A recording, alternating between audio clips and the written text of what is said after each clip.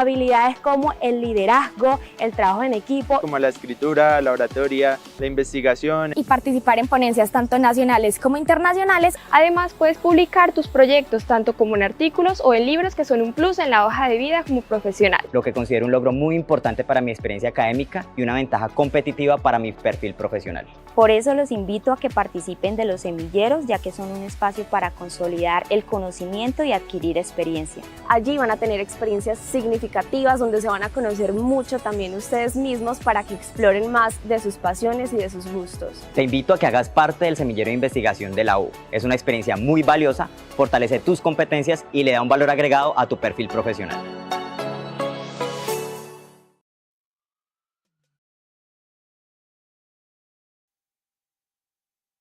Que les propende el hecho de participar en un semillero de investigación. En UPB Medellín pueden participar en los semilleros de investigación desde el primer semestre, son totalmente gratis, ustedes no tienen que matricular ningún curso en SIGA.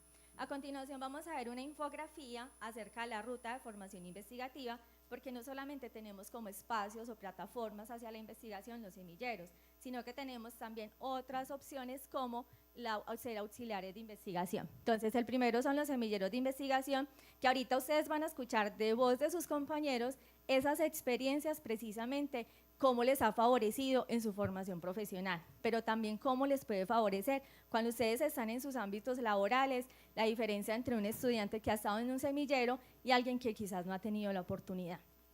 Tenemos en la siguiente, en la ruta de formación investigativa, los auxiliares de investigación. Los auxiliares de investigación son estudiantes de pregrado o de posgrado que participan en un proyecto de investigación que se está ejecutando, es decir, ustedes se están enfrentando allí a situaciones reales, a momentos reales, en la práctica, a empresas o a problemas investigativos, entonces es un espacio también muy interesante para que ustedes cuando empiezan a identificar, interesarse en un semillero de investigación, luego continúen con la posibilidad también de ser auxiliares de investigación.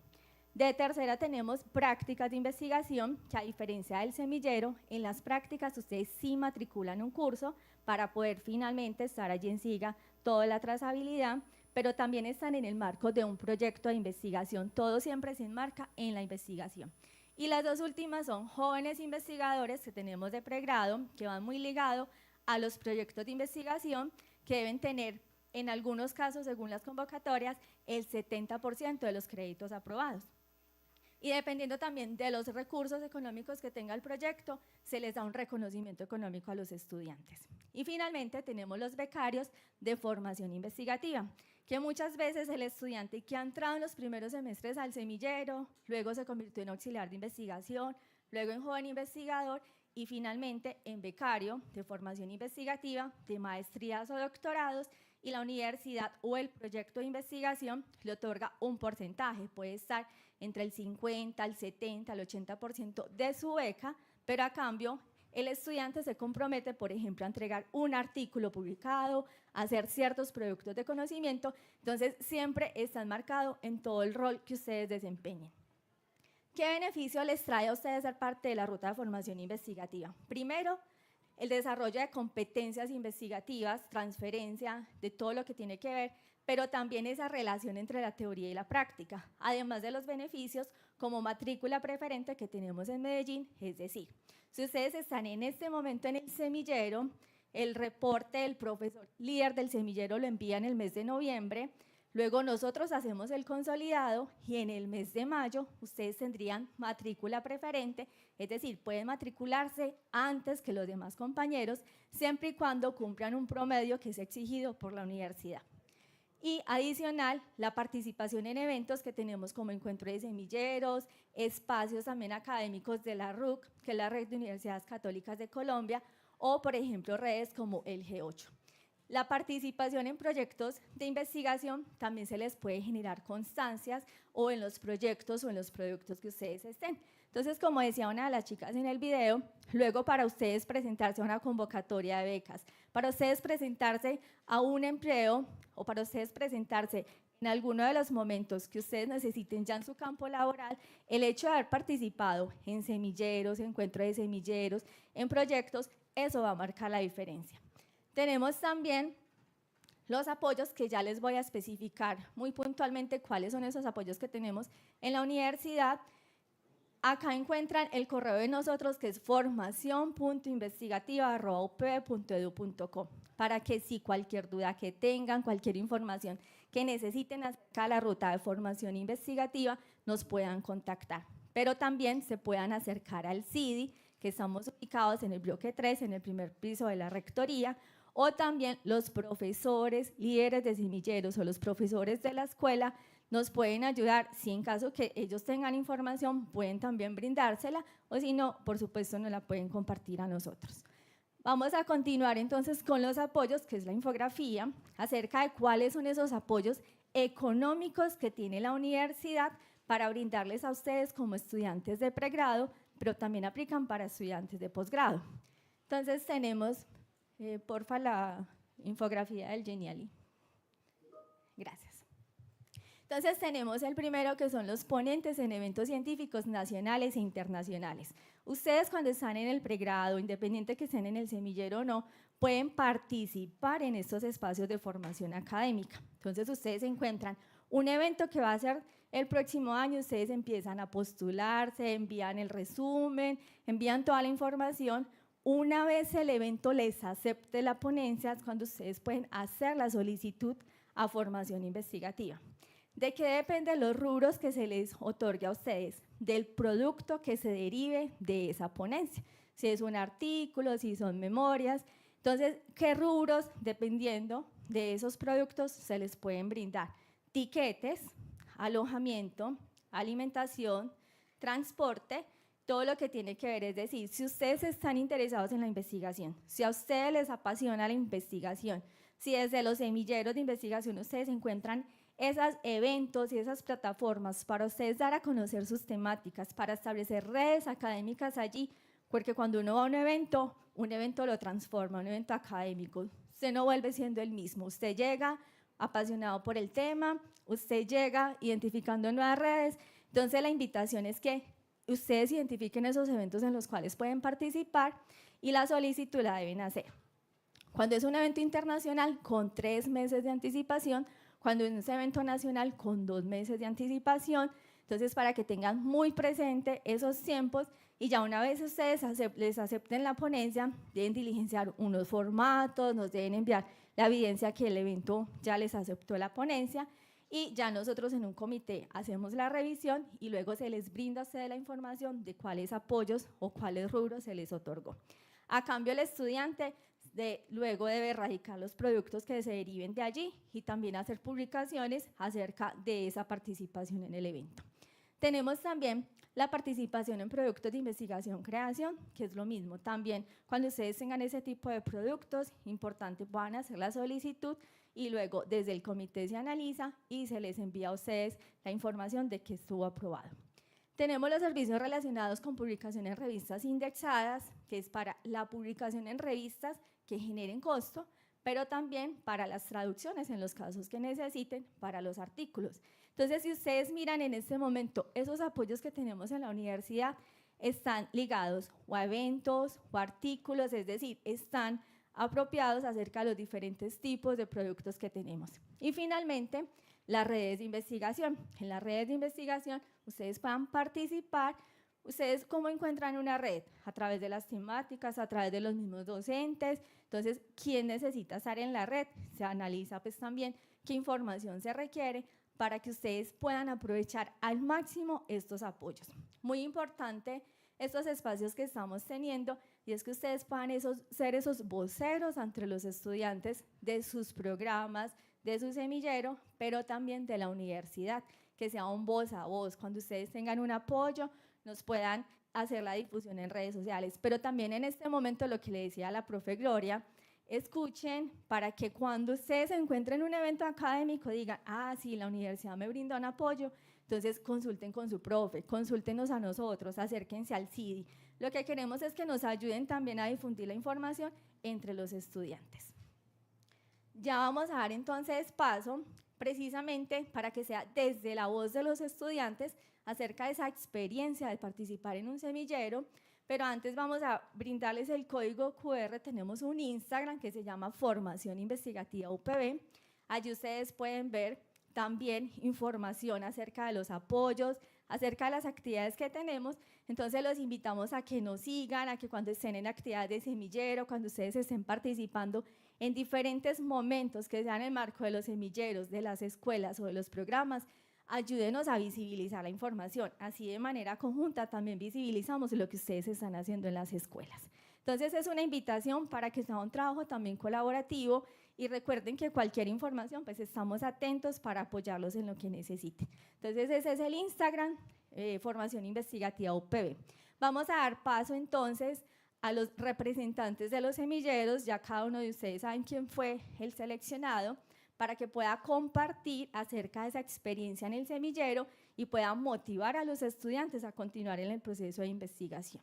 Entonces les doy paso a los estudiantes que serán los protagonistas en este momento.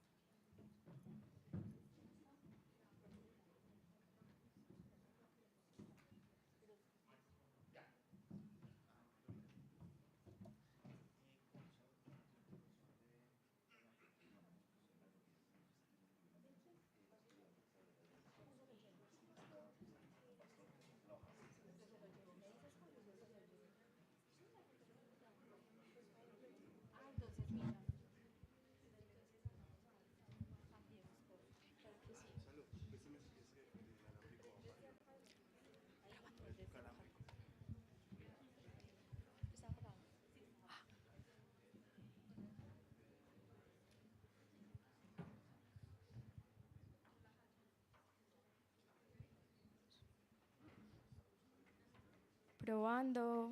Hola, ¿cómo están? Bueno, yo me llamo Salomé Rendón, estoy en 7º semestre de la licenciatura, soy la representante o la estudiante líder del semillero de investigación aquí en Arre. Y mi experiencia ha sido maravillosa, llevo ya casi 4 años con ellos, 2 o 1 y medio de ser líder y definitivamente ha fortalecido todo mi proyecto de investigación sobre todo. Y además me ha permitido entrar en contacto con esos otros estudiantes que tienen afinidades con mis proyectos y con las cosas que me gustan a mí como persona. Entonces yo la verdad lo recomiendo muchísimo que ustedes se acerquen a esos semilleros en los que se sientan cómodos, en los que encuentren afinidades con los otros participantes para que los habiten los semilleros de investigación que hay en la facultad. Bueno, eso es todo. Hola, ¿cómo están? Bien. Yo soy Juliana Celeste Caro y yo hago parte del semillero de Lengua y Cultura que lo dirige el profesor Richard Alonso Incapié. Yo apenas estoy empezando en el semillero. Llevo 1 semestre y medio aproximadamente y me ha servido demasiado porque hemos hecho muchas cosas. Por ejemplo, participamos en una ponencia internacional que fue una experiencia muy enriquecedora, que hicimos parte de otra compañera, yo y el profesor lo escribimos en conjunto y es una experiencia que nos sirve mucho porque también es como muy llevadera, porque participamos más que nada como en conversatorios, lo hablamos todo, lo planeamos todo y todo lo que surja son ideas de todos. Y sí es un proceso individual donde todos hacemos participación y la verdad me he sentido muy cómoda y me ha servido mucho. Hola, buenos días. Mi nombre es Heidi Caicedo Mosquera.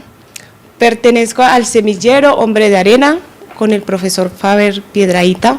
No está aquí porque estamos justamente afuera en la actividad que está en la universidad. Pues ya se dieron cuenta que hay muchos jóvenes, entonces desde las 8 de la mañana hemos estado ahí con ellos. La expectativa con este evento, el profe dijo, no, van a pasarse por la carpa 2 que 3, pues en toda la mañana no hemos parado, gracias a Dios está muy lleno, estamos muy contentos. Bueno, en lo que concierne al semillero, yo hace 2 años y medio estoy en el semillero, antes estuve coqueteando por ahí con algunos, no me sentí cómoda. No me sentí cómoda porque a mí me encanta leer, o sea, a mí me encanta la literatura, a mí me encanta leer, soy de esas que se endeuda por comprar libros, entonces el semillero de arena para mí ha sido muy gratificante por 2 cosas. La primera, porque he aprendido a conocer escritores de mi cultura que no conocía, o sea, hay un montón de escritores chocuanos que escriben muy bonito, y he aprendido a leerlos, entonces esa es una razón. Y la otra es porque a mí me gusta la investigación-creación, entonces el semillero Hombre de Arena nos ayuda y nos enseña cómo usted puede identificar los diferentes textos, o sea, no es como, ay, vamos a ir a leer novelitas y eso, no. Vamos a conocer de los autores, vamos a ver por qué escriben así, porque Julio Cortázar escribe un cuento y lo deja ahí como en suspenso y no lo termina, entonces todo esto lo aprendemos. ¿Qué hacemos en el semillero? Es muy parecido con el de la compañera porque todo lo hacemos en conjunto, nos reunimos y con el profesor investigamos de qué temas vamos a hablar sobre este semestre, hacemos secciones de estudio cada 15 días, también hacemos tertulias y se trata de tomar una lectura, analizarla y mirar a ver cómo cada persona qué opina acerca de esta lectura. Y en la sesión de estudio también, o sea, cada grupo se hace responsable de una temática y la explica para el resto de la clase, para el resto del semillero, perdón. Entonces, en Hombre de Arena tenemos como esa oportunidad de explorar nosotros mismos y de proponerle al profe, queremos investigar esto, queremos saber de esto, tenemos dudas sobre esto. Entonces, para mí es muy gratificante y bienvenidos a Hombre de Arena.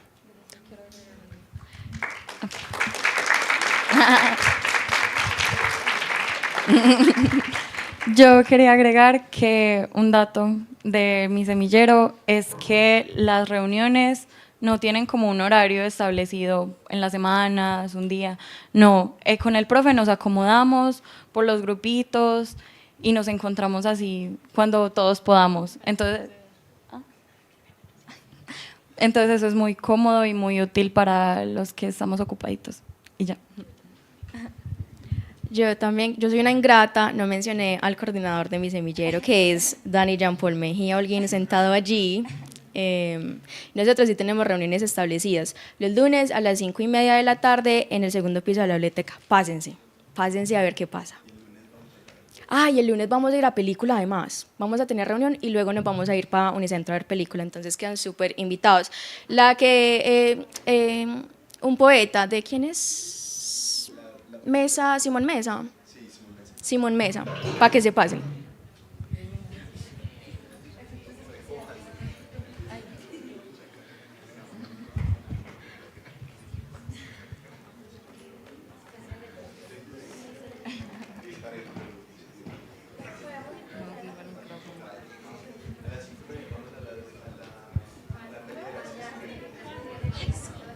A las 6:30. La película es a las 6:30, para que nos encontremos en Unicentro. Sí, aunque no sean del semillero, pues cada uno paga su boletica, pero la vemos en conjunto, que es lo importante.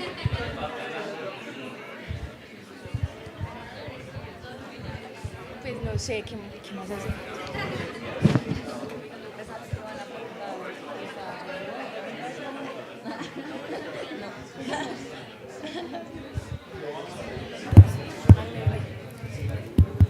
Hola, ¿cómo están? Bueno, mi nombre es Dayan Barahona, represento al semillero LSLP. Disculpen que no estoy por allá, tuve un accidente, no pateen piedras, mentiras, no fue así. Bueno, ¿qué les puedo decir? La experiencia en el semillero… Yes. Yes, we hear you. Who are you? Where are you? Where are you from? La Ouija. Ok, sobre el semillero entonces nuevamente, bueno, el semillero trata de las literacidades, ¿cierto? Exploramos todos los temas que están en tendencia y todas las cosas importantes para investigar hoy en día. Muy importante, creería, sobre nuestro semillero es que manejamos una modalidad virtual, especialmente porque nuestro líder es Raúl Mora, por allá. Y Raúl pues nos guía mucho desde la parte online, ¿cierto? Bueno, sobre el semillero tenemos 3 líneas principales en las cuales investigamos. La primera es Community Literacies, explorando toda la idea de la ciudad como un medio de literacidad. También exploramos el Team LAB, que se enfoca más que todo en Gaming Literacies. Entonces exploramos toda la idea de los videojuegos y cómo estos generan un lenguaje, el lenguaje como victoria. Y lo exploramos también a través de ese team. Por último tenemos el Team Lile, en donde exploramos las literacidades y la educación desde el lenguaje, ¿cierto? En el semillero, pues ustedes van a encontrar, honestamente, una comunidad muy abierta a tus ideas, en donde ustedes van a encontrar una legión, ¿cierto? Nosotros, si nos buscan, aparecemos como LSLP Legion en Instagram, y lo que buscamos es investigar sobre todo lo que hay en tendencia en este momento, todos los aspectos relacionados con las literacidades, y además, pues, ustedes tienen un espacio donde siempre van a ser escuchados. Si tienen una idea, siempre van a ser apoyados para investigar y para hacer ponencias, publicaciones, demás. Tenemos muchos eventos, por ejemplo, no solamente tenemos los equipos, sino que muchas veces tenemos proyectos donde múltiples miembros de los diferentes equipos se unen para trabajar en un proyecto conjunto, como el de microwriting, que recientemente tuvo una ponencia en la Universidad de Antioquia. Asimismo, tenemos en este momento también un proyecto con la inteligencia artificial que también tuvo una ponencia en la Universidad de Antioquia. También tenemos en el equipo LAB, en el grupo LAB, en el team LAB, recientemente publicamos un libro que pronto estará a disposición de ustedes para que ustedes lo lean, lo exploren. Tenemos también tipos de escrituras, todos en algún punto cuando llegan a LSLP se van a encontrar escribiendo los famosos micropapers con la regla número 5, tu idea tú la terminas de funcionar. Entonces son muy invitados, es un ambiente súper espectacular y lo van a disfrutar bastante. Gracias.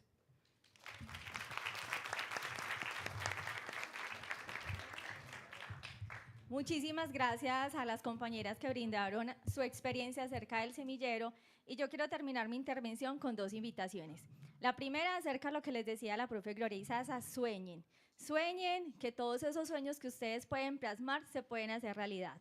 Y la segunda invitación es a partir de una de las intervenciones de las compañeras, y es: ¿por qué no coquetearle a la investigación, a un semillero, a las temáticas de investigación?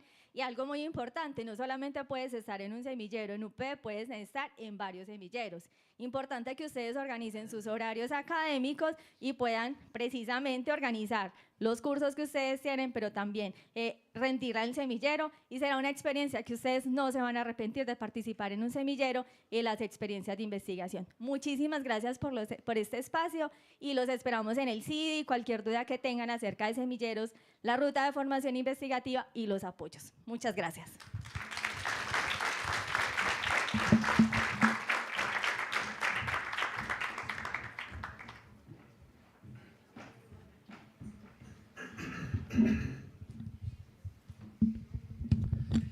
Okay.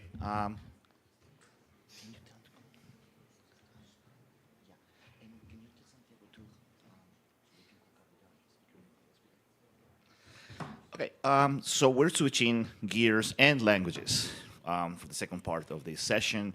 As Diane introduced me, I'm Dr. Raul Alberto Mora. I'm a professor, an associate professor here at the School of Education, and as she said, I chair the Literacies in Second Languages Project Research Lab. The part that Diane forgot to mention is that the reason we conduct a lot of our operations in Discord is because these days I live in Norway. So this is my last few days in the city, and I'll return back to the fjords, and of course my family, on Monday or Tuesday.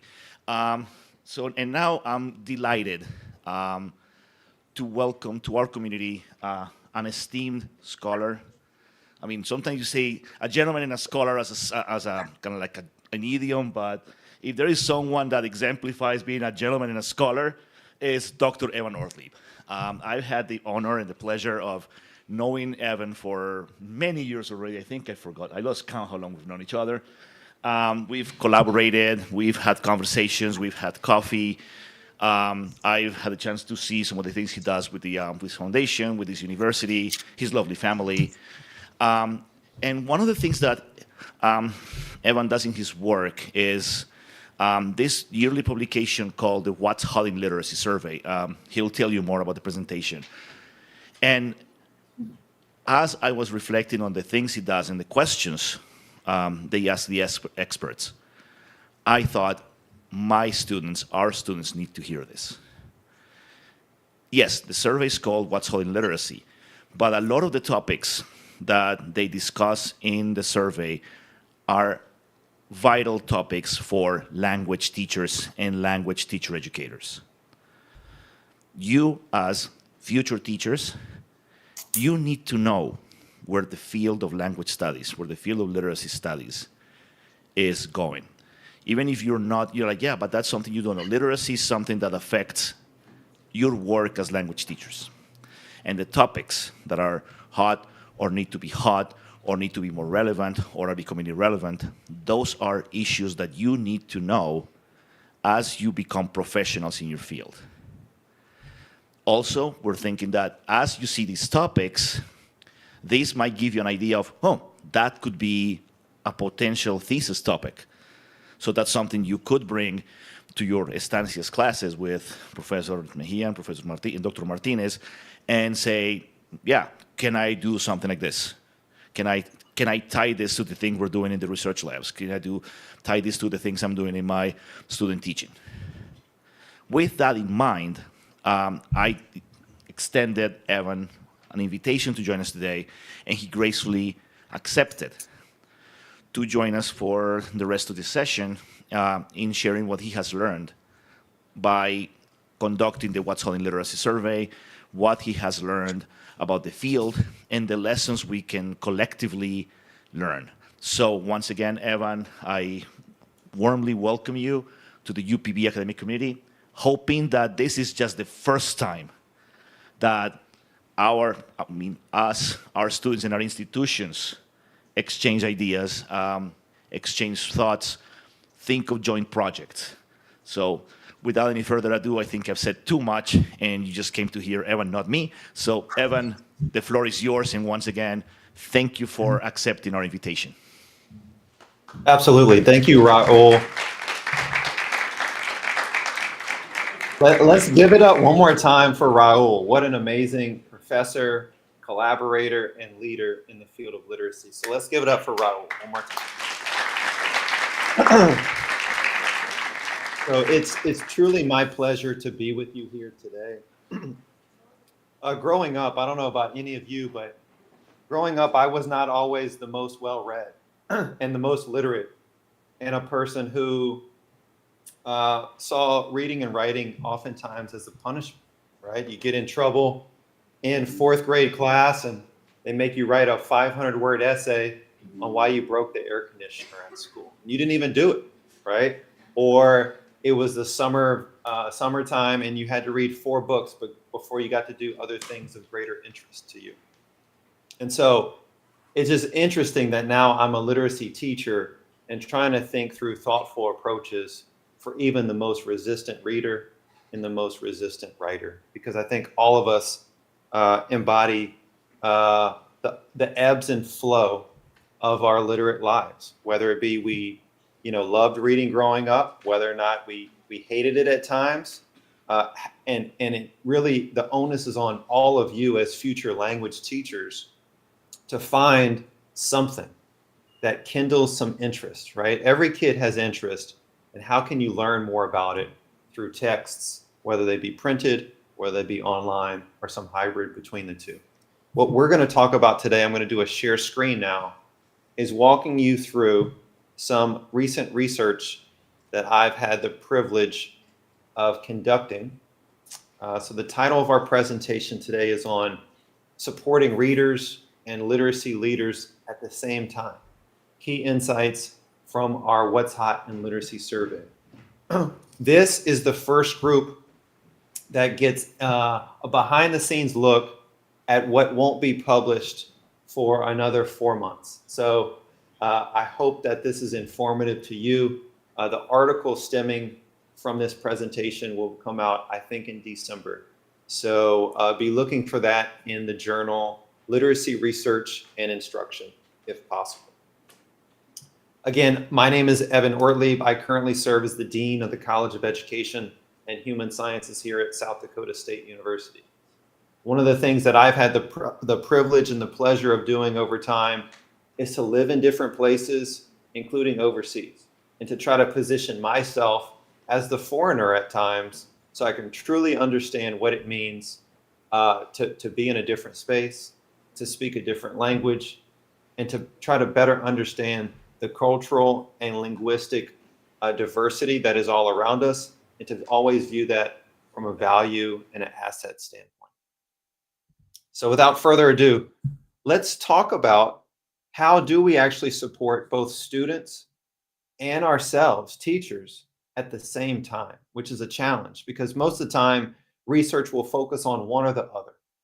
So Nell Duke over at the University of Michigan says, we need to support teachers in ways that allow them to support students. And that means professional learning that's job embedded, ongoing, and responsive to your particular needs. So whether it is you're going into student teaching, or whether you're going into graduate study, or whether you want to be in academia one day, professional learning has to be customized and it has to be differentiated. So let's say that you go out and you want to be an elementary school teacher or a secondary school teacher. You're going to have different needs than the colleagues beside you. You might be a 10th grade English teacher. Someone else might be as well, but you're still going to have different needs in terms of what kinds of background experiences and knowledge that you bring to the table. So the talk that we're going to give today, I believe, allows you to glean what you need from the presentation and then to go study deeper. So that's the objective for today. A quick overview of today's presentation is we're going to start off with the What's Hot in Literacy survey. What's the history of it? What's the process of collecting this data? That's obviously something that you might be doing in action research and other sorts of things in Raul's lab. What are the findings? And then, so if those are hot topics, what do experts say should be hot, even though they might not be hot right now? And hot, we're going to define not as important, but as topics that are currently receiving attention. So just like Billy in your 5th grade class, he might be receiving attention, but for the wrong reasons. That's a common situation in the field of literacy. Some of the topics we talk about today, we probably think should be hot, whether or not they actually are. Then we're going to give some takeaways and finally some next steps for you to think through our discussion today. So without further ado, we're going to go ahead and get started. The purpose of this annual study really stems back to thinking about this study offers insights into current trends and priorities for literacy educators. It really highlights the ever-evolving landscape that Raul mentioned, right? What is hot today is going to be different 10 years from now, and it's different from 10 years in the past. And so if we don't stay up to date with some of those topics, sometimes our teaching can be antiquated as well.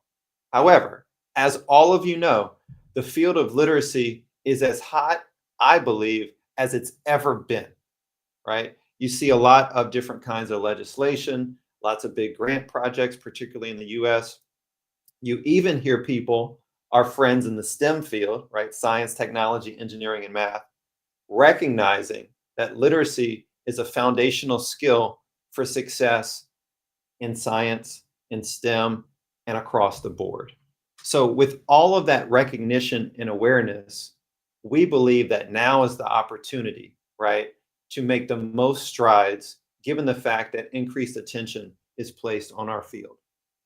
Over time, I think the conversation has evolved, right? Early on in the beginnings of this particular survey, there were only a few topics. It was the reading comprehension, the vocabulary.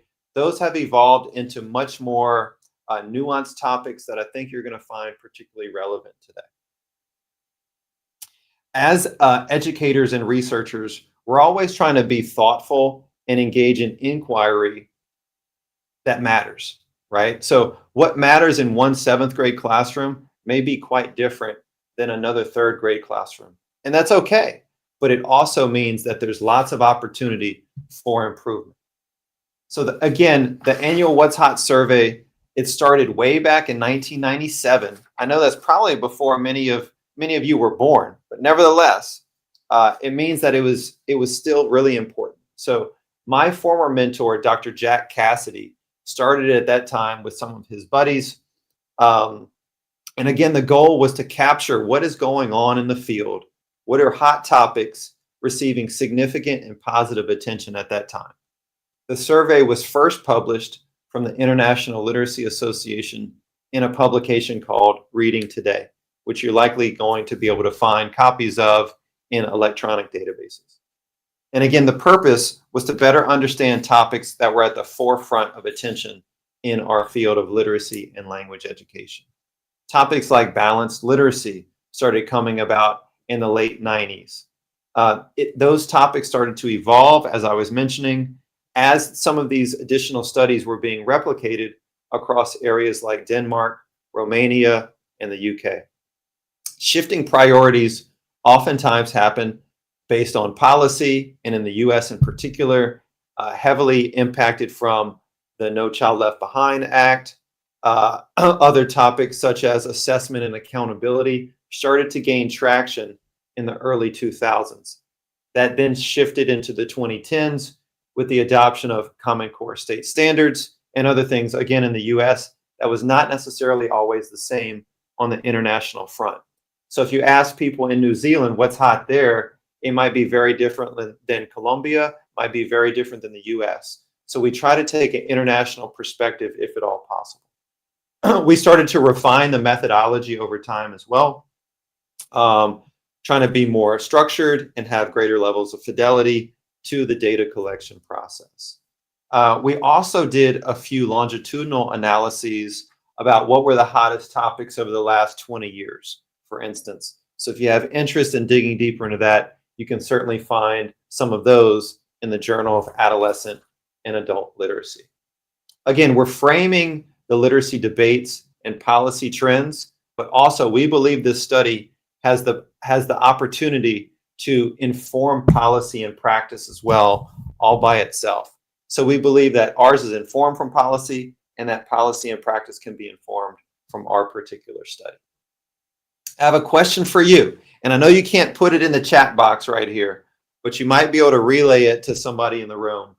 If you're thinking about one area of literacy in which your school or a school where you're going to be placed has either thrived in or could be improved, I want you to be thinking about those things, right? Because sometimes your observations matter as much as anybody else's. You can be that third party, go into a school and say, you know what, this is what I'm noticing, right? And that's valuable information. What I notice oftentimes when I go into schools is that schools are either, this is elementary schools, they're either really good and their students are awesome at word recognition because they were taught phonics and explicit early literacy instruction, or not and, but or, they're really proficient at comprehending what they read. And so I tend to see one or the other within the elementary school years. And again, it's heavily tied to their philosophy of literacy and language education. Is it explicit, phonics-based? Is it whole language? Is it something in between? You'll oftentimes see learners reflect the pedagogical and philosophical values that their school leaders and teachers have. And so I just want you to be thinking about that here as you're going out into schools, as maybe you're obtaining your job after student teaching and so forth. What are areas that the school tends to be proficient in, as evidenced through student achievement, and which are areas that they need to further grow? If you're going to be student teaching in some of those spaces, you might be able to be a collaborator in providing some of the professional development or the professional learning opportunities. And you could even introduce this article as an example for the school to dig deeper, to make those assessments and figure out what their needs assessments actually are. Some of the highlights that we're going to dig deeper into in this presentation really start around extremely hot topics. These topics of our 25 panelists unanimously agreed that this year, science of reading and structured literacy are not only the hottest topic, but we had 100% agreement that this is a topic currently receiving a lot of attention in our field. We're going to dig deeper into that one momentarily.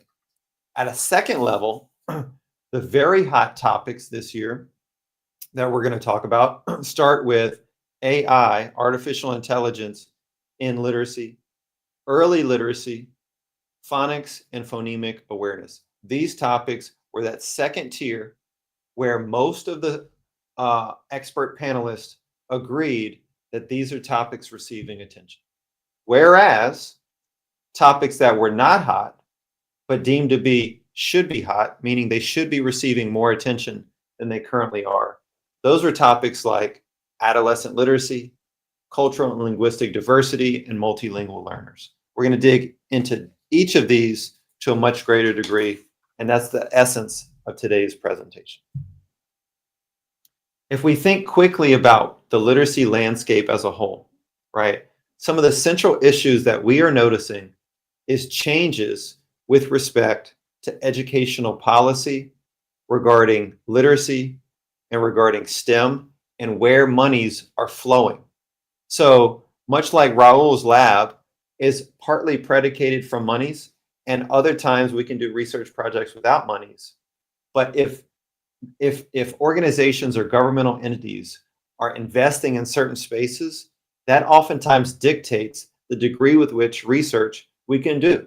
So if it's special education one year, or if it's STEM literacies, or if it's agricultural education, whatever it might be, wherever there's money, you will find research. And so it's really important to think from a legislator or bureaucratic perspective, where do we want to allocate tax revenue to? What are areas that we need further research to improve upon? And thankfully, right now, many of those spaces are within our field of literacy. Some examples in the US, as you see on the screen right here on the second bullet point, include the New York City Reads Initiative, where lots of money has been invested into providing professional development for the teachers in hopes of increasing student achievement. The second area that we're seeing a lot of is in principal training. So if you are supervising and managing and effectively leading your school, shouldn't you also be a literacy expert? We believe that you should, and some monies have been directed towards those things. And other US federal literacy grants, the state that I'm in right now, I know it's going to sound crazy, but I was a part of obtaining a $54 million grant to improve literacy outcomes just in my state alone. So sometimes you have these winds of support, and we're going to maximize every opportunity we have to be a part of that. Concurrently, meaning at the same time, all this money is being invested. However, if you look at the National Assessment of Educational Progress results, you actually still have seen a decline over the last 4 or 5 years in literacy achievement at the 4th, 8th, and 12th grade levels. So if you think about that, a legislator is going to want proof that the monies that he or she has allocated has led to those higher outcomes. That has not been the case yet. So we're hoping to turn that tide. The methods that we used for this particular study to collect our data really revolve around first identifying 25 literacy leaders, which I'll show you who those people are on the next page, with diverse backgrounds from different geographic areas.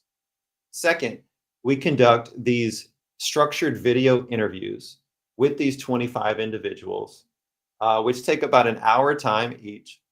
And we walk through 29 topics for them to determine, are these topics currently receiving attention in research and in classroom practice? And secondly, are these topics that should be receiving more attention than they currently are? Based upon those outcomes, if you have a complete unanimous agreement, that's an extremely hot topic. If you have majority, it's going to be at least hot, and you have 75% agreement, it's going to be a very hot topic. Here are the 25 experts, and I'll draw your attention to the middle of the page. You might note someone's name right here that you're quite familiar with. And that's because Raul really is one of the top 25 literacy experts in the world. And that should go to show you that what you are doing at your university matters, not only at the local and the national level, but in international spaces. So be proud about the work that you're doing, the instruction you're receiving, and the difference and impact you're trying to make in your respective community. You'll likely know some of these names that are key players within our field who truly make significant impacts. If you think about Guafong Li over in University of British Columbia, she is a leader with respect to family literacies, family and community literacies, probably the #1 person in the world in that space. If you think about Doug Fisher over at San Diego State, you think a lot about visible learning. You think probably things around adolescent literacy and so forth as well. His engagements with Corwin Press have been incredibly impressive over the last year, and partnering with John Hattie out of the University of Melbourne and really making a significant impact on what are the literacy initiatives that have the greatest effect size in our respective classrooms. A lot of folks here, you probably heard other names of as well. Pat Edwards is truly a leader. As I mentioned, Raul. Jake Downs is an up-and-coming person over at Utah State and has the Literacy podcast, which is something that you should definitely check out. Other people here, former presidents of the International Literacy Association, like Helen Perkins, and others really round out our list of 25 experts from around the globe. As I was saying before, the science of reading has been identified as the hottest topic this year. There's some reasons for that, right? Its designation as the hottest topic has been the case for the last 3 consecutive years, right? Despite this, despite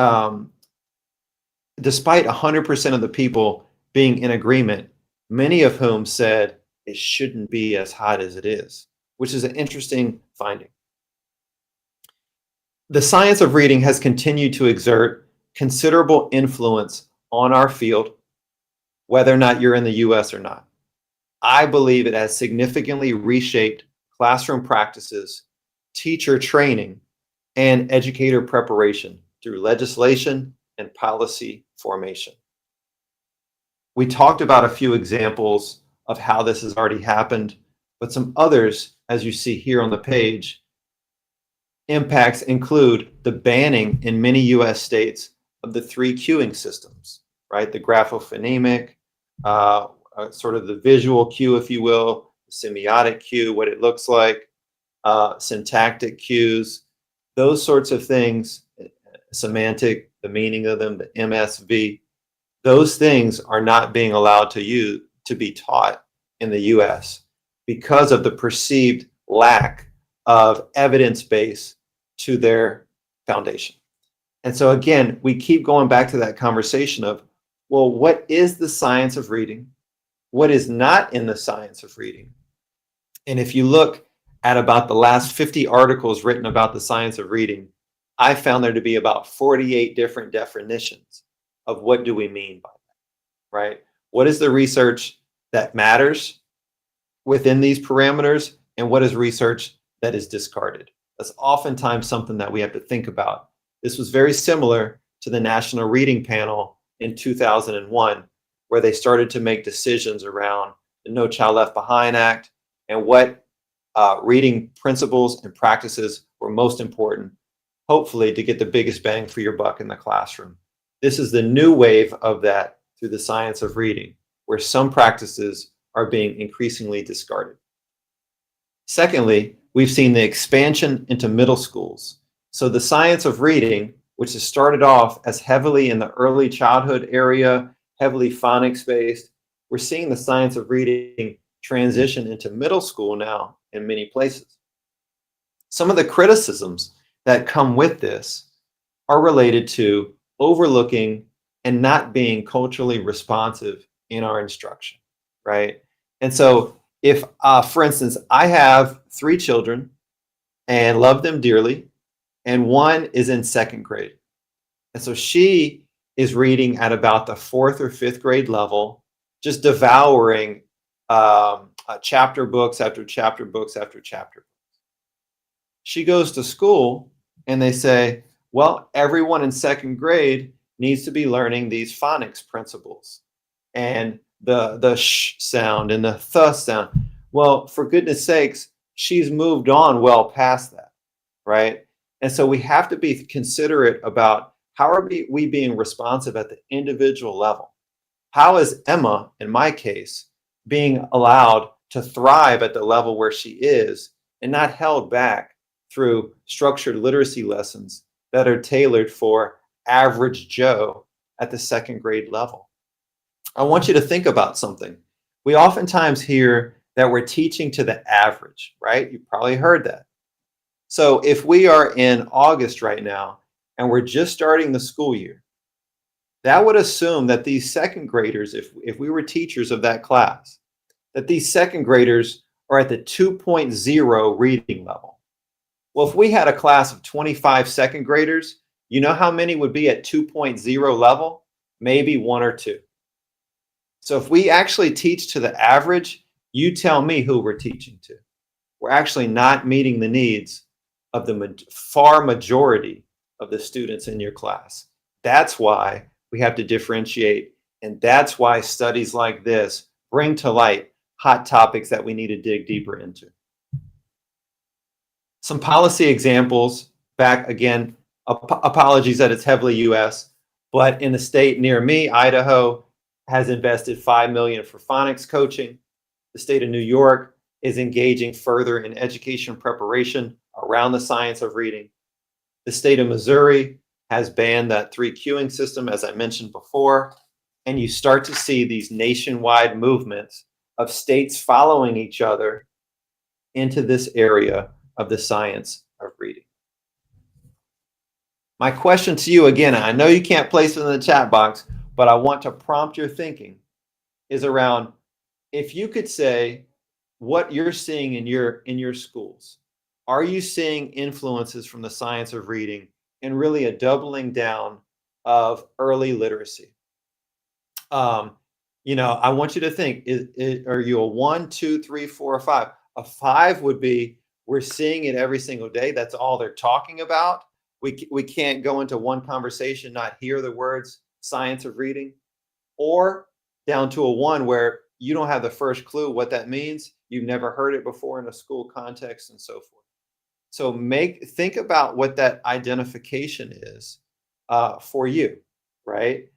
Do you hear a lot about it? Do you not hear so much about it? The reason it's relevant is as we're thinking about what topics to dig deeper into, if it's a part of the conversation, it might be an opportunity to join and to go deep into it. If it's not a conversation, maybe that should be inserted into the conversation. Maybe it shouldn't. That's something for you, your colleagues, your supervisors, and your professors to think about. The second hottest topic this year was, appropriately so, artificial intelligence and literacy. And I'm not going to assume that all of you have used ChatGPT or Claude or Grok or whatever else to turn in your assignments for Raul and so on and so forth. But what I would say is that if you have not played around and tested converting some text into a PowerPoint slide, creating images from your ideas, taking an image and writing paragraphs, supporting and maybe improving your, helping you edit an essay, giving you ideas for improvement. If you haven't been playing around in that space, I will guarantee you that your students that you're going to be teaching have. And instead of running away from topics like AI and literacy, I believe, and Raul believes, that we should double down, invest in this space, and show you how to best utilize this within your arsenal, within your tool, right? This is a tool to be a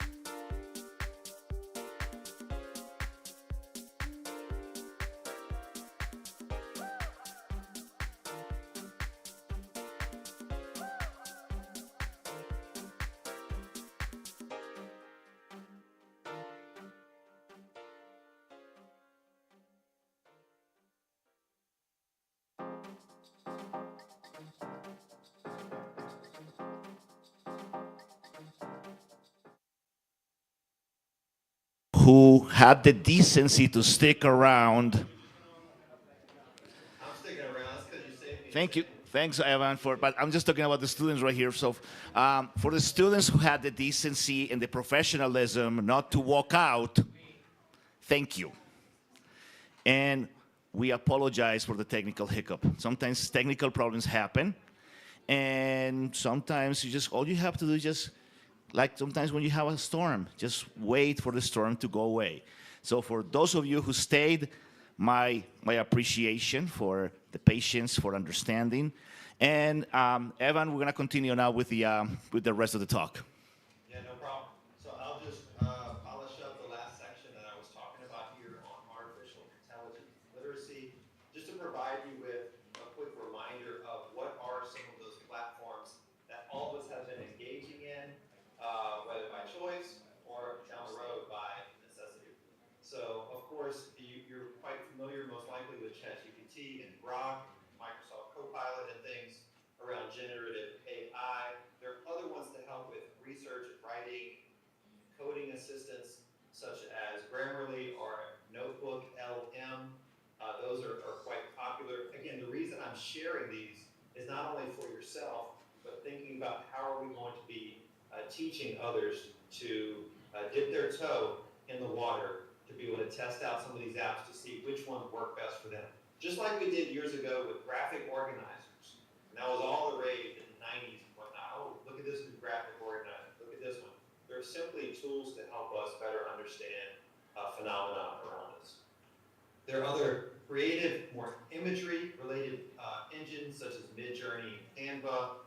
The list goes on and on and on, but many of which are freely available. Regardless of your socioeconomic status, there's certainly ones that you want to check out. The next very hot topic this year that has been consistently in the category also of should be hot is around early literacy. Why do you think that is? Well, obviously we get more and more research that suggests the focus earlier, right, on infants and newborns and toddlers, et cetera, is really where you get the biggest bang for your buck with respect to developmental learning curves, right? And so it's beyond just the skills focus that we're trying to think about. It's about knowledge formation. It's about the cultural and the overall home experiences that people are participating in, right? If any of you end up having younger siblings and cousins and kids of your own one day, you want to think a lot about your overall home literacy practices. Or do you have hundreds of books available? Are there libraries that you can get those from? Are there schools that you can borrow books from? The more literacy that we can surround ourselves with, the better outcomes and the overall more empathetic individuals that we create to become.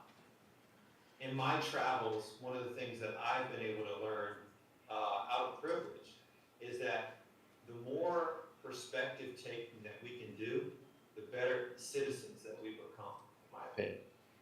Many of these holistic approaches that we're seeing more and more of in this early literacy space are centered around bilingual activities and interactive writing sessions with family members and with teachers themselves. I don't know about you, but if I'm thinking about sentence starters, or I'm thinking about what could the next sentence be, it's oftentimes going to be a mentor, a teacher, a peer, or these days, artificial intelligence, to think about what is that next step in our writing formation. Over the last 29 years of the What's Hot history, early literacy has been hot 9 times, and 8 of those years it ranked hot or very hot. So this is a topic that has been consistently represented as topics receiving a lot of attention in the field. Some barriers that you oftentimes see in this space are by the time kids get into school, and oftentimes daycare or preschool is not legally required till somebody is of a certain age. And while I don't know what that age is in Colombia, in the US, it's generally 6 years old when kids have to be in kindergarten, first grade, etc. Before then, there's a lot of latitude around should a kid be in school? Should a kid not? Is mom staying at home? Does she have to work? Where's little Johnny being? Is he being in the best sort of conducive learning environment?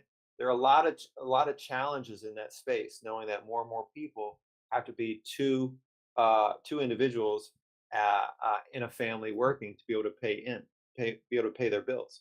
So where we are seeing a lot of focus around early literacy is what else can families and homes do in support of the school, in support of the learner, in that triad between the individual, the family, and the school. That's the triad of excellence that is needed within early literacy in particular. The next very hot topic this year is around phonics and phonemic awareness. This is one of the most long-standing debates in reading is should every student, every child receive phonics instruction in an explicit and systematic way? That is still debated to this day. I did not receive phonics instruction. When I went to my grandparents' house and they had this Hooked on Phonics VHS cassette tape and I popped it in, I said, what the heck is this? Right? I already knew how to read and I didn't necessarily go through that process. You'll see people who were like me and just figured it out through different whole language and exposure to print and read alouds and those sorts of things. And you'll see other people who learned all the rules regarding phonological development, and they went through that explicit instruction towards developing as proficient readers and writers today. So to me, it doesn't matter which process you used, it's more about the outcomes, right? And if we focus more on outcomes, such as the example I gave before about my second grader, if we focus on what are her outcomes, we should probably focus less on the means, whether it's phonics or not, to get them there, my personal opinion. Again, this topic has been extremely hot last year, and it's only very hot this year. So it might be losing some steam. I think people are more firmly understanding that there needs to be some nuance and differentiation in here to really meet the needs of every student. So I want to just push you to think about this. What are topics that you think should be hot? If you look at our list, there are 29 topics. They range considerably around writing, vocabulary, fluency, right back to some of those core pillars of literacy. But they also go into other things around literacy specialists and coaches. As I mentioned before, cultural and linguistic diversity, professional development, family literacies, all these sorts of things. We can't unilaterally and equally focus on every topic of literacy, which might not be the most politically correct thing to say, but it's probably the truth. Instead, we have to choose areas that we have to further develop in. And when we're thinking about our own respective professional learning and that journey, we have to be cognizant of which ones do we want to tackle this year. So be sure to have a look at the article that Raul can share with all of you as well when we're digging deeper into many of these literacy topics. A few others that we're going to talk about, and then we're going to leave some time for questions and answers. Some topics that the panelists believe should be hot include adolescent literacy. We talked before about science of reading, and we talked about the focus on early literacy and phonics and phonemic awareness, but none of those things typically manifest in the adolescent years. So there seems to be this focus shifting away from adolescents and adults and simply into young children related to reading and its importance. The issue there for me is that people lose motivation and interest in reading in late elementary to middle school years. So typically around 9, 10 years old, people will either be increasingly turned on by the thought of reading and writing, or they'll be turned off. They've had jaded experiences. They were required to read books that they didn't care about, and they were required to write those essays that I mentioned before for breaking the air conditioner in 4th grade, even though you never did it. And so they have these negative experiences that they associate with literacy. So over time, both negative and positive associations develop. And what we have to be mindful of is we need to think more about adolescent literacy to actually change those NAEP scores that I mentioned the 4th, 8th, and 12th grade level. We risk a lot by not focusing as much on comprehension, fluency, and engagement, some of these other topics, when we overly focus on early literacy, science of reading, and phonics for all. There's an amazing project if you have interest in adolescent literacy.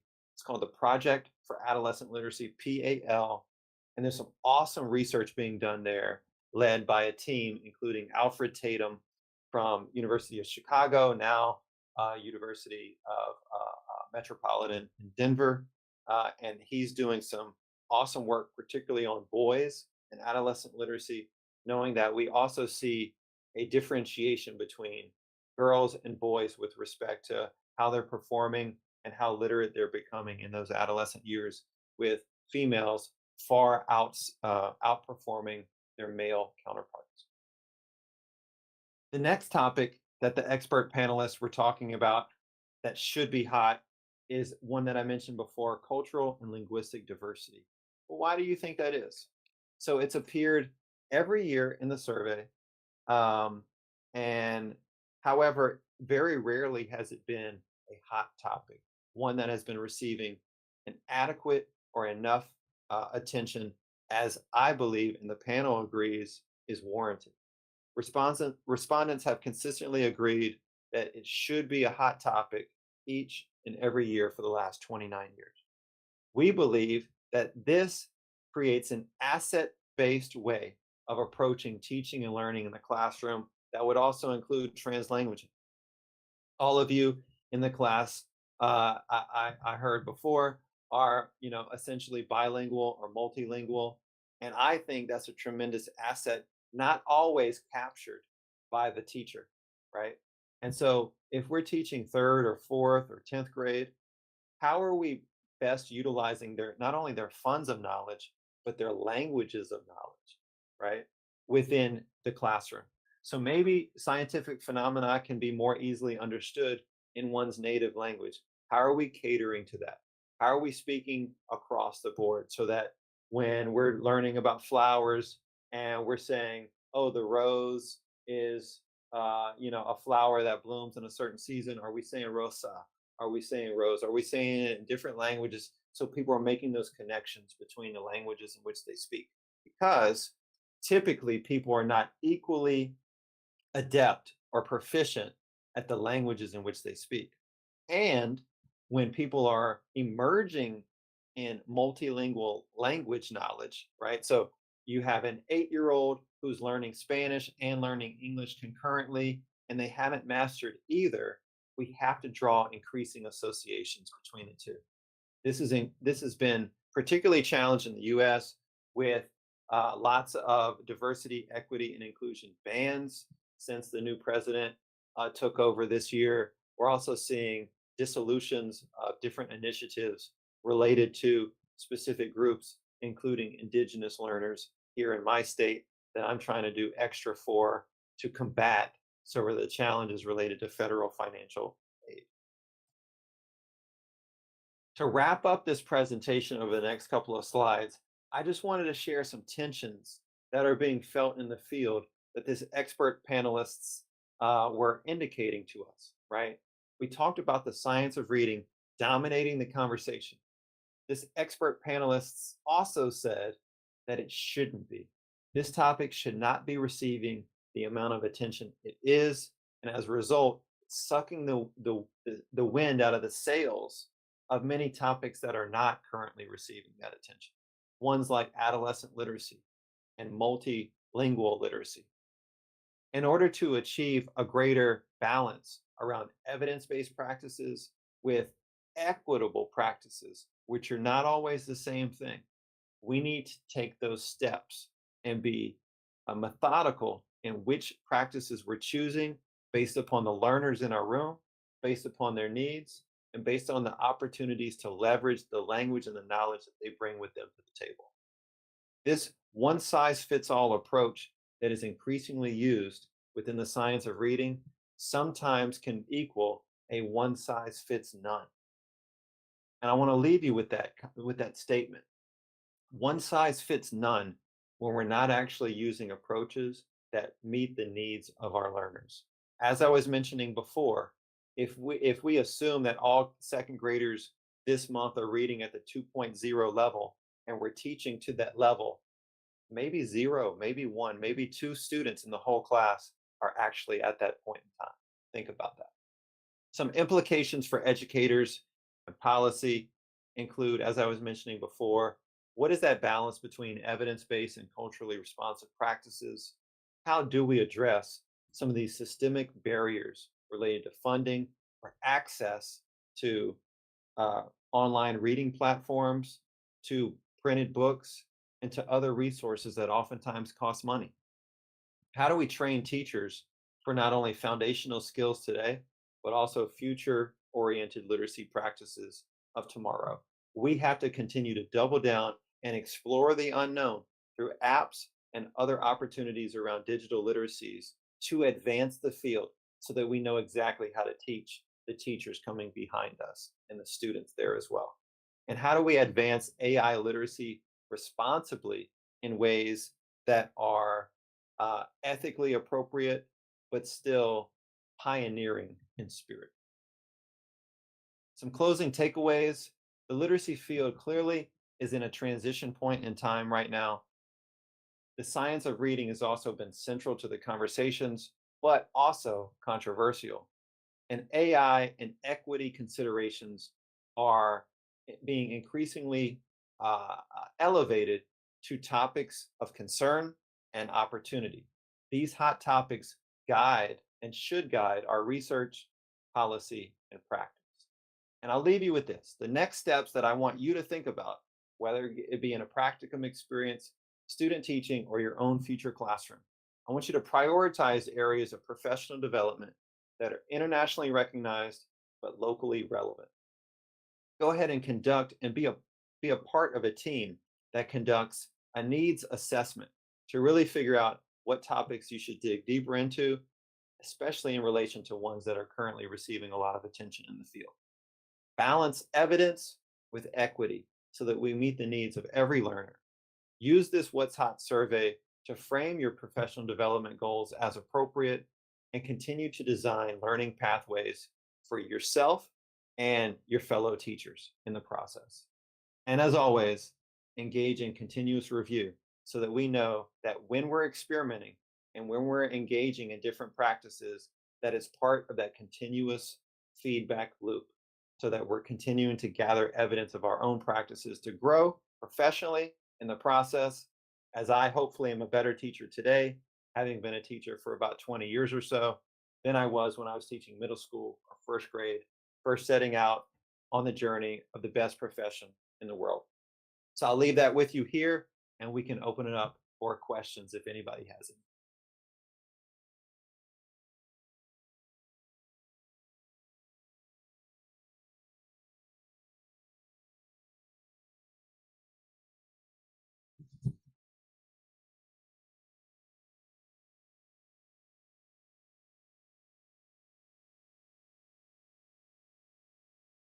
I have very, very informal question for you, Evan, and then I have a comment.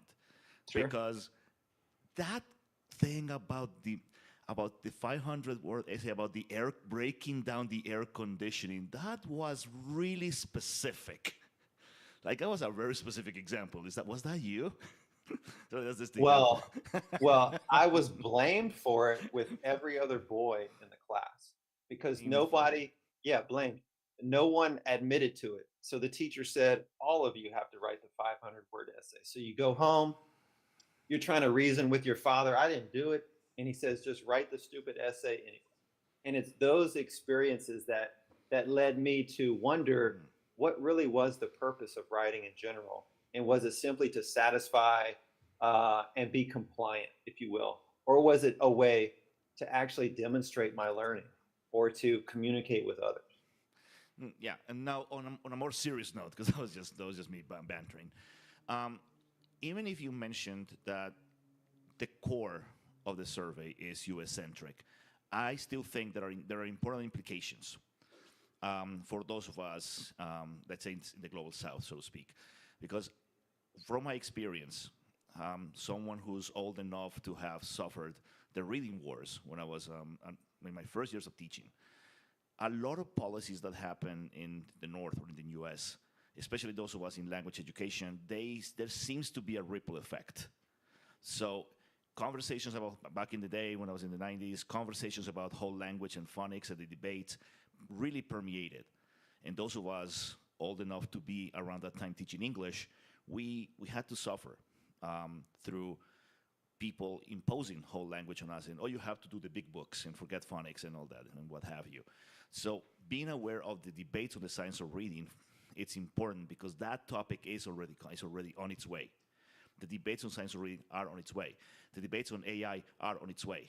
So from that perspective, the question is, you kind of mentioned the presentation, but really, how important is it for us to really, really listen to these recommendations as we start thinking about creating our own versions of what's hot in literacy in our regions? That's a great question. So I think it's important for no matter where we are, geographically speaking, to be aware of what's going on in our in other places in the world. And I'll give you a few examples of that. Between 2012 and 2015, I had the opportunity to go to Australia and to work at Monash University in the city of Melbourne. And when I went over there, I kind of made illogical assumptions that the ways I was doing things, the types of literacy that we were engaging in would be comparable, and it would be a plug and play. It was far from that, right? The ways that they had multi-grade level classrooms. So they had third graders with fourth graders. They had fifth graders with sixth graders. They had much more of a whole language focus than we were doing at the time in the US. They had a great focus around diverse literature, many of which authors I was unfamiliar with. And so I went to this other place thinking that I was the expert coming in to help out when I became the uninformed learner on day one. And so I think it's important to kind of know what's happening here, what's happening there. Specifically with the US, there are certain countries that have great association with one another, right? It might be the European Union, it might be Australia and New Zealand, it might be the US and Canada, whatever those might be. And you oftentimes see countries following one another. You talked about certain conversations are going to be coming to your country in Colombia, right? I don't necessarily know all of those funnels in terms of who looks to what, where, when, and why, but oftentimes that's also a byproduct of organizations, right? And so you have multiple organizations that are international in scope, and as a result of faculty and experts who are part of those organizations, they bring back with them what's hot in literacy. They bring back with them what's happening in different parts of the world, so that over time you see some groups following others into hopefully better places, but not always. And so you see these ripple effects happen across the globe in different ways and at different times. And so I don't know if that exactly answers your question, but I think it does place increased emphasis on us to be more aware of what's happening beyond our local, regional, state, and national system.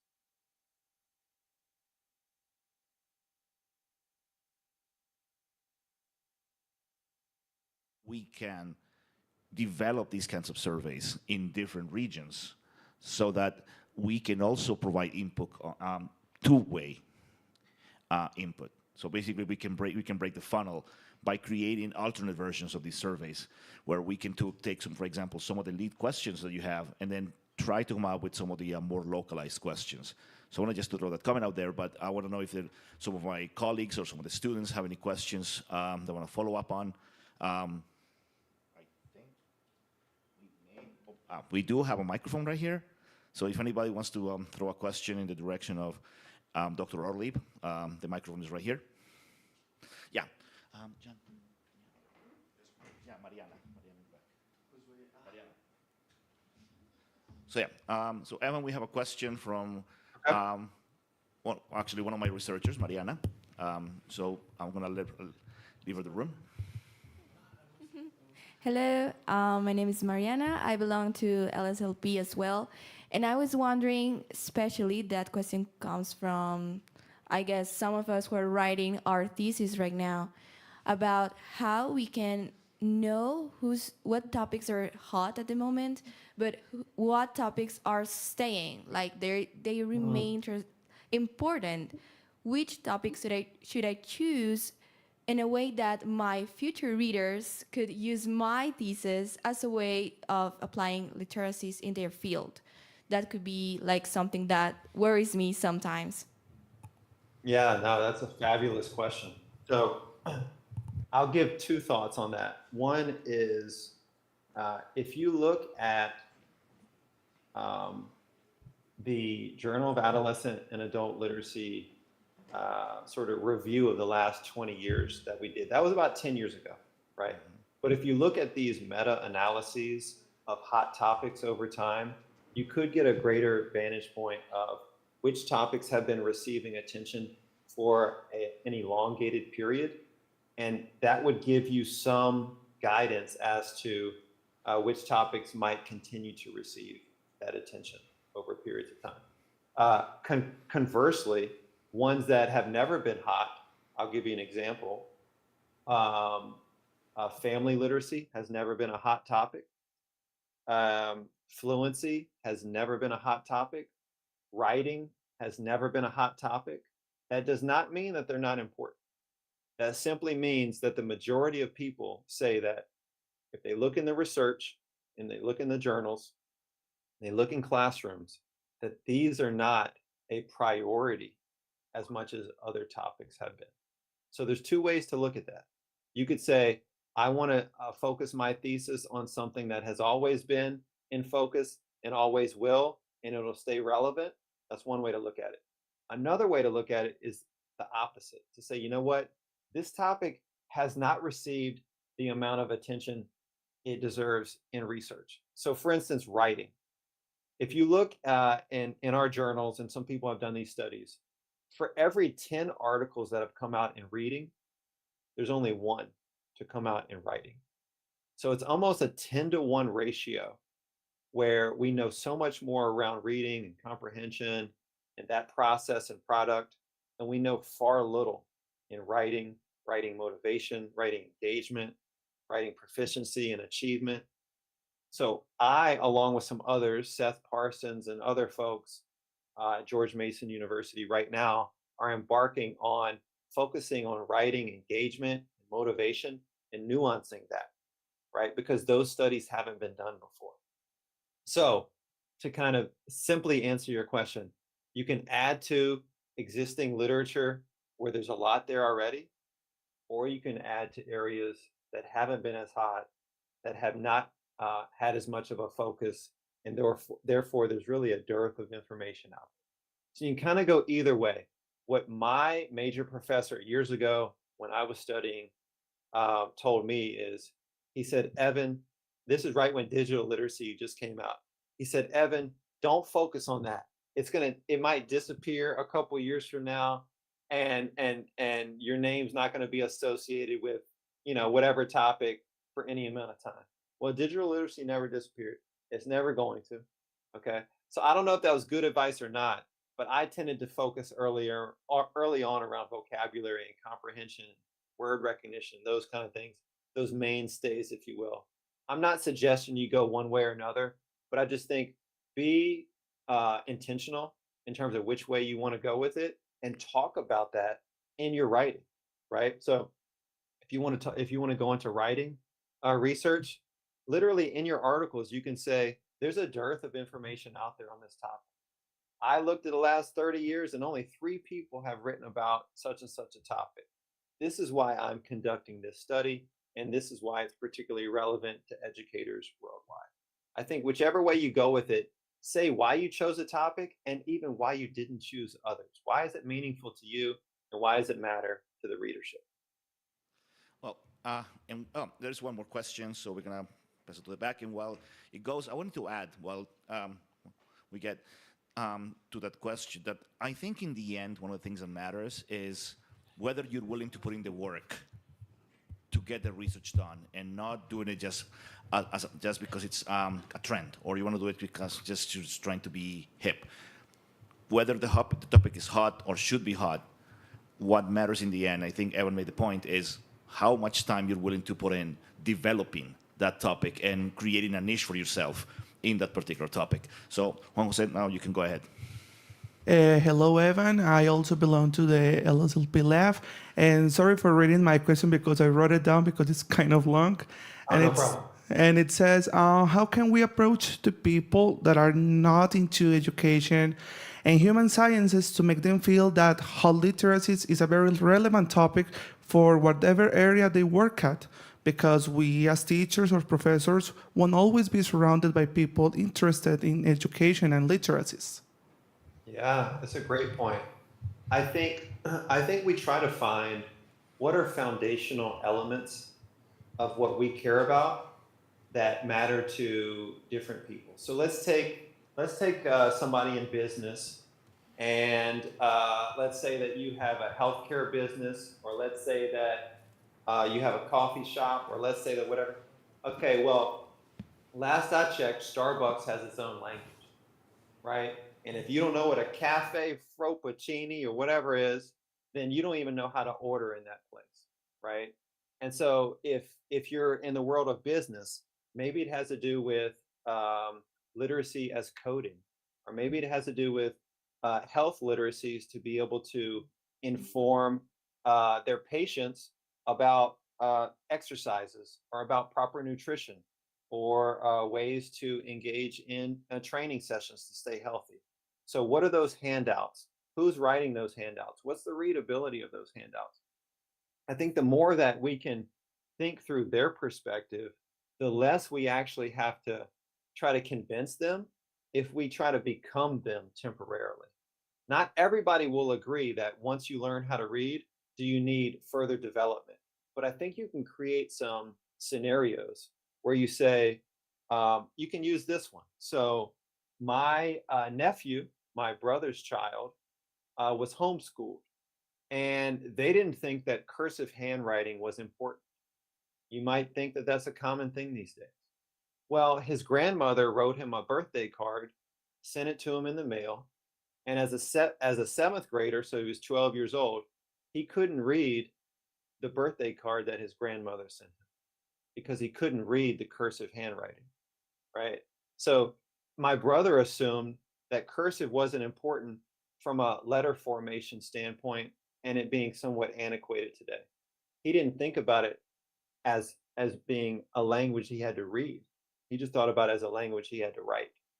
So that's another random example that literacy does matter in different ways at different times, right? If we think about financial literacy, all of us could use more of that these days, right? If we think about, like right now, I'm thinking about making a trust for my kids, and I'm thinking through retirement accounts in the financial literacy world and all this kind of stuff. It's a foreign world out there. No, none of us have been taught this in school, college, high school, or anything else, or even as adults. There's so much language and literacy that we need to glean across specific content areas that otherwise we're left in the dark and we're powerless. And so to me, I always go back to the person who's most literate has the most power in society.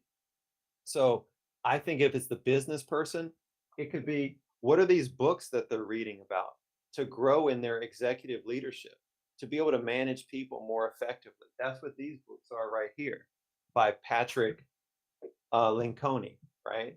That has nothing to do with literacy or my job as an educator. It has everything to do with my job as a leader of other people, right? And so I think in different ways we can relay that. It took 20 years for this guy to write this one book. It took me one day to read it.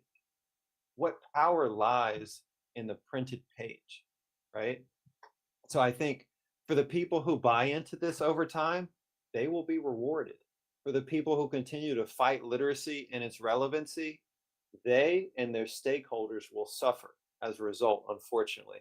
And so for these little rugrats right here, I hope to continue to convey the importance of reading, right? If we just read more, we will be a much better society at the end of the day, because we will have with us all the tools, tricks, and information that we need to live justly, to treat other people empathetically, and to, in my opinion, be more successful in the process.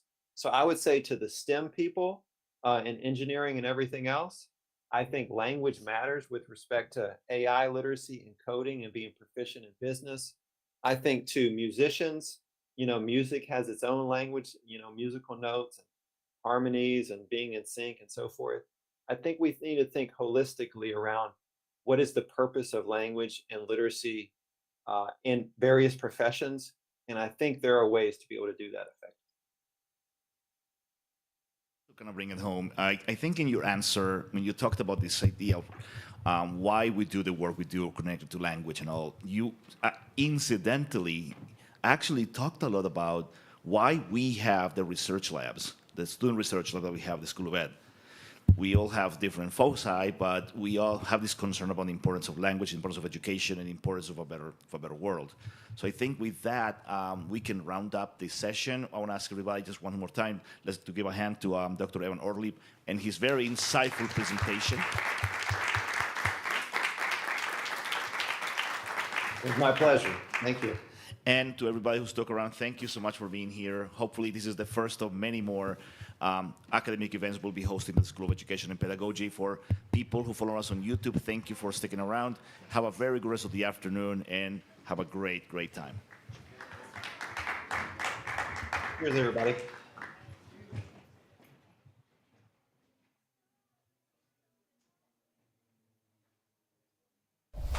Límites aquí, más límites. Límites en todos lados. ¿Qué hacer con ellos? Romperlos. Superarlos. Aceptarlos. Retarlos. Los límites están ahí hasta que decides lo contrario. Tu pasión, sueño, proyecto o idea necesita todo de ti. Necesita que vivas sin límites. La UPB es el lugar donde las personas como tú lo cambian todo. Inscripciones abiertas.